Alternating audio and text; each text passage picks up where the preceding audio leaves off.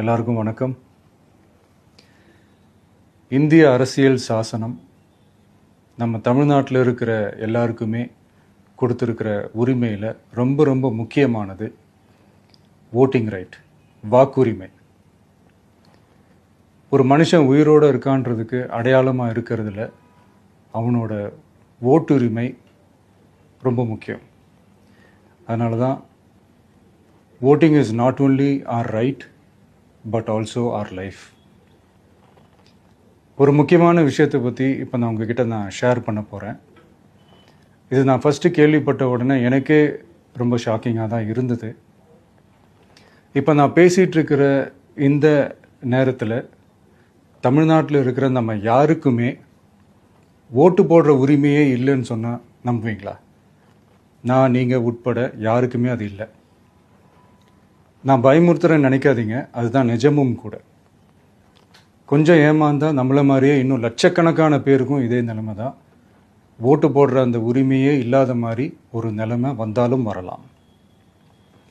இதுக்கு main reason அந்த SIR, special intensive revision, சிறப்பு தீவிர திருத்தம்.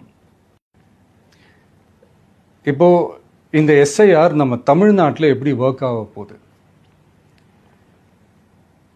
கடந்த ஜனவரி மாதம் எடுத்த அந்த கணக்கெடுப்பில் 6,36,00,000 வாக்காளர்கள் நம்ம தமிழ்நாட்டில் இருக்கிறாங்க. ஆனால் அவங்க யாருக்குமே இந்த ஓட்டு போடுற உரிமையே இல்லை. அந்த பிஎல்ஓன்னு சொல்லுவாங்க, பூத் லெவல் ஆஃபீஸர்ஸ், வாக்குச்சாவடி நிலை அலுவலர். அவங்க தான் வீடு வீடாக போய் அந்த ஃபார்மை கொடுப்பாங்க. அதை நம்ம ஃபில்அப் பண்ணி கொடுக்கணும். அதை தேர்தல் ஆணையம் அதை எடுத்துகிட்டு போய் அதை ஸ்க்ரூட்டினைஸ் பண்ணி அது எல்லாமே கரெக்டாக இருக்கான்னு செக் பண்ணி பார்த்ததுக்கப்புறம் அந்த வாக்காளர் பட்டியலை வெளியிடுவாங்க. அந்த வாக்காளர் பட்டியலில் நம்ம பேர் இருக்கணும், அப்போ தான் நம்மளால் ஓட்டு போட முடியும். அந்த புது பட்டியல் வர்ற வரைக்கும் நம்ம வாக்காளர்களான்றது அது உறுதியே செய்ய முடியாது. இன்கேஸ் அந்த புது பட்டியலில் நம்ம பேர் இல்லைன்னா அது ஒரு தனி ப்ராசஸ், அது ஒரு தனி ஃபார்ம், அது ஒரு தனி கிளைம்ன்ற மாதிரி அது ஒரு வேறு வேலை. ஸோ இந்த மாதிரி நிறையா சிரமங்கள் குழப்பங்கள் இருக்கிறதுனால மக்களுக்கு இது மேலே ஒரு கன்ஃபியூஷன் ஒன்று இருக்குது. இது என்ன வெரிஃபிகேஷனா இல்லை ஒரு மறைமுக ரீரெஜிஸ்ட்ரேஷனா இல்லை இது ஒரு நியூ ரெஜிஸ்ட்ரேஷன் மாதிரியே தானா அப்படின்ற மாதிரி நிறைய கன்ஃபியூஷன் இருக்குது.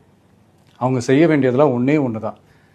இந்த மாதிரி வீடு வீடாக போய் அந்த என்யூமரேஷன் ஃபார்ம் நம்ம ஃபில்அப் பண்ணி கொடுக்கும்போது அதுக்கான அக்னாலேஜ்மெண்ட்டை அந்த பிஎல்ஓ அந்த ஆஃபீஸர்கிட்ட இருந்து நீங்கள் வாங்கிக்கணும். அது ரொம்ப ரொம்ப முக்கியம். இது நான் சொல்கிறது வாக்காளர் பட்டியலில் ஆல்ரெடி உங்கள் பேர் இருக்கிறவங்களுக்கு நான் சொல்கிறேன். இப்போ புது வாக்காளர்கள், ஃபஸ்ட் டைம் ஓட்டர்ஸ், அவங்களுக்கு ஃபார்ம் 6ன்னு ஒன்று இருக்குது. அதை நீங்கள் ஃபில்அப் பண்ணி நீங்கள் உங்கள் ஏரியாவில் இருக்கிற சம்மந்தப்பட்ட அந்த உங்கள் அலுவலகத்தில் நீங்கள் டைரெக்டாகவும் சப்மிட் பண்ணலாம், இல்லை நீங்கள் ஆன்லைன்லேயும் சப்மிட் பண்ணலாம். அப்படி ஆன்லைனில் நீங்கள் சப்மிட் பண்ணிங்கன்னா அதுக்கான ஸ்க்ரீன்ஷாட்டை எடுத்து வச்சுக்கோங்க.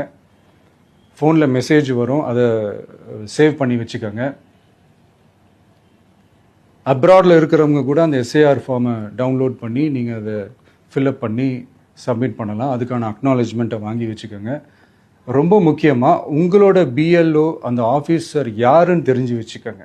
இந்த தேர்தல் ஆணையம் அந்த வெப்சைட்டில் போனீங்கன்னா அந்த பர்டிகுலர் பிஎல்ஓ ஆஃபீஸரோட ஃபோன் நம்பர் கூட நீங்கள் எடுத்து வச்சுக்கலாம். இன்கேஸ் உங்களை யாரையும் ரீச் பண்ணலை இல்லை உங்களுக்கு அந்த ஃபார்ம் கிடைக்கல அப்படின்னா நீங்கள் அவரை காண்டாக்ட் பண்ணி அந்த ஃபார்மை வாங்கி நீங்கள் ஃபில்அப் பண்ணி நீங்கள் சப்மிட் பண்ணலாம். ரொம்ப முக்கியமாக அதுக்கான அக்னாலேஜ்மெண்ட்டை வாங்கி வச்சுக்கோங்க. இது எல்லாமே சரியாக செஞ்சாலும் இந்த எஸ்ஐஆர் மேலே சில டவுட்ஸ் இருக்குது. அது என்னென்னா, இந்த 6,36,00,000 வாக்காளர்களுக்கு ஒருத்தர் விடாமல் இந்த ஒரே மாதத்துக்குள்ளே எப்படி எல்லாருக்குமே அந்த ஃபார்ம் போய் ரீச் ஆகும்? ஒன்று. ரெண்டாவது, நீங்கள் வரும்போது வீட்டை பூட்டிட்டு வேலைக்கு போயிட்டு என்ன பண்ணுறது? இப்போ நீங்கள் வருவீங்கன்றதுக்காக வேலையெல்லாம் விட்டுட்டு வீட்டுக்குள்ளேயே உட்காந்துட்ருக்கணுமா? ஸோ இதில் மெயினாக பாதிக்கப்பட போகிறது உழைக்கிற மக்கள், ஏழைகள், வேலைக்கு போகிற பெண்கள். இவங்களுக்கு யார் கரெக்டான அந்த பதில் சொல்ல போகிறது? ஒரு நியாயமான எஸ்ஐஆர்னா என்ன நடக்கணும்? இப்போது இறந்து போனவங்கள மார்க் பண்ணி அதுலேருந்து டிலீட் பண்ணணும். இப்போ போலி வாக்காளர்கள் இருந்தாங்கன்னா அவங்கள மார்க் பண்ணி டிலீட் பண்ணணும். இப்போ ஆல்ரெடி ஓட்டு இருக்கிறவங்களுக்கு எதுக்கு இந்த ரெஜிஸ்ட்ரேஷன் என்ற பேரில் இவ்வளவு குழப்பங்கள் அப்படின்றது தான் எங்கள் கேள்வி. இப்போ புதுசாக வர வாக்காளர்களையோ இல்லை ஓட்டு இல்லாதவங்களையோ சேர்த்தா பத்தாதா? இப்போ ரீசெண்டாக நடந்த இப்போ எலெக்ஷன் 2021, 24 எப்படி எல்லாருமே ஓட்டு போட்டோம்? அதில் ஓட்டு போட்டவங்க கூட இப்போ புதுசாக ரெஜிஸ்டர் பண்ணணும்னா அது ஏன் அந்த கன்ஃபியூஷன் அப்படின்றத நாங்கள் கேட்குறோம். அதனால தான் நாங்கள் எஸ்ஐஆரை எதிர்க்கிறோம். இப்போ புதுசாக சில கம்ப்ளைண்ட்ஸ்லாம் வர ஆரம்பிக்குது. அது என்னன்னா முக்கியமாக நம்மளுடைய டிவிகே தோழர்களுக்கு அந்த ஃபார்ம் கிடைக்க மாட்டேங்குது, கொடுக்க மாட்டேன்றாங்க அப்படின்ற சில கம்ப்ளைண்ட்ஸ். இது யார் பண்ணுறாங்க அப்படின்றது நான் தான் சொல்லி தெரிய வேணும்னு ஒன்றும் அவசியம் இல்லை உங்களுக்கு. இப்போ இருக்கிற ஆட்சியாளர்கள் அவங்களுக்கு கைப்பாவையாக இருக்கக்கூடிய சில பேர் வந்து இதை செய்ய ஸ்டார்ட் பண்ணியிருக்கிறாங்க. அதனால் மைடியர் வர்ச்சுவல் வாரியர்ஸ், இதை வந்து சாதாரணமாக எடுத்துக்காதீங்க. இது எல்லாருக்குமே அந்த ஃபார்ம் போய் ரீச் ஆகணும். இதில் ரொம்ப உறுதியாக இருங்க. அதையும் மீறி உங்களுக்கு அந்த ஃபார்ம் கிடைக்கலன்னா இருக்கவே இருக்கும் ஆன்லைன். தேர்தல் ஆணையம் அந்த வெப்சைட்டில் போய் அந்த ஃபார்மை டவுன்லோட் பண்ணி நீங்கள் ஃபில்அப் பண்ணி சப்மிட் பண்ணலாம். உங்கள் வீட்டில் இருக்கிறவங்களுக்கு நீங்கள் செஞ்சு கொடுங்க, பக்கத்து வீட்டில் இருக்கிறவங்களுக்கு செஞ்சு கொடுங்க, தெரிஞ்சவங்களுக்கு, தெரியாதவங்களுக்கு, பழகினவங்களுக்கு, பழகாதவங்களுக்கு எல்லாருக்குமே நீங்கள் தயவு செஞ்சு கொடுங்க. அண்ட் ரொம்ப முக்கியமாக நம்ம ஜென்சி கிட்ஸ், நம்ம ஃபஸ்ட் டைம் ஓட்டர்ஸ், நம்ம புது வாக்காளர்கள், நம்ம நண்பா நண்பிகள், அவங்க ரொம்ப கேர்ஃபுல்லாக இருக்கணும்.